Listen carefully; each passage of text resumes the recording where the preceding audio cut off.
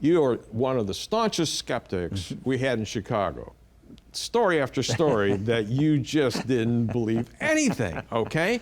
And the fact is, how in the world did you come to the conclusion that Matthew, Mark, Luke, and John were actually historical bios that the historians had to use historical tools to investigate? When you investigated and you used those tools, it led you to a conclusion that you didn't want to come to. Right. Right, exactly. I mean, looking at Matthew, Mark, Luke, and John, the four Gospels, which are classified, by the way, by historians as ancient biographies, not mythology, but biographies, which are intended to report on what actually occurred. I looked at, can they be trusted? And I put them to the test. And one of the tests is, how immediately did they come about after the events they describe? Was there a long period of time during which legend developed? Because A.N. Sherwin White, the great classical historian from Oxford, said the passage of 2 generations of time is not even enough for legend to grow up and wipe out a solid core of historical truth. So we want documents that are eyewitness-based and that come close to the events. Well, we can date, Luke talks about the virgin birth. We can date that gospel. How? Because we know that Luke wrote the Gospel of Luke and the book of Acts.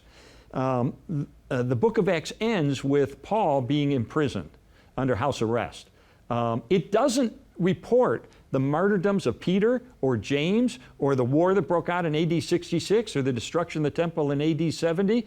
Why not? Because it was apparently written before those things took place. So that means we can date the book of Acts to about 60 to 62 AD. So therefore, the gospel he wrote, the first part, must come before that. And so that is even earlier. We know that he also used Mark as one of his sources. So now that goes back even earlier. And we also have creeds and hymns of the early church that go back even earlier. Keep in mind that Jesus was put to death in 30 or 33 AD. So this is the first generation. And therefore, historically speaking, this would be when you have perhaps the most accurate information that didn't get tainted by this long-term legendary development. So you look at things like that and you say, is Luke corroborated where it can be corroborated by archaeology and other sources? You bet. Yeah, repeatedly. Over and over. Over and over. He's one of the greatest historians who ever lived, according to A.N. Sherwin White. And so you look at things like the archaeology, the other sources, you look at the way it was transmitted through history. Can we trust the transmission? Yes. No cardinal teaching of the church is in any jeopardy from any variance between the various manuscripts we have. We have more manuscript evidence for the New Testament than any other ancient document by a huge factor. So I looked at all this stuff and I said, yes, it is extraordinary what it reports, the Gospel of Luke and the other Gospels, but they pass the tests of history.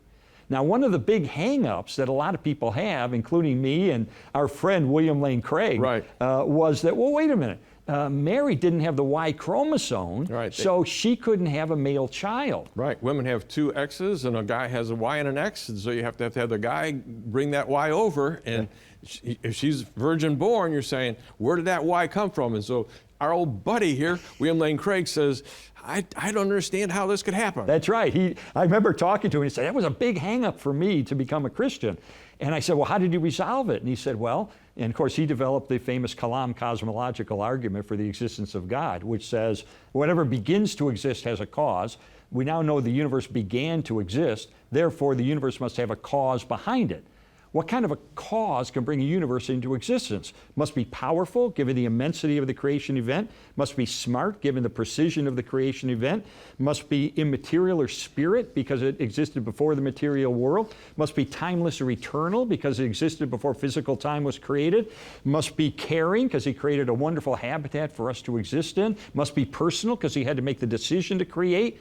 And Occam's razor, the scientific principle, would say there would be just one cause. So what have we got? You go down the list and say, wait a minute, this is a description of the God of the Bible. And so William Lane Craig said, well, that means Genesis 1:1 is true when it says, in the beginning, God created the heavens and the earth.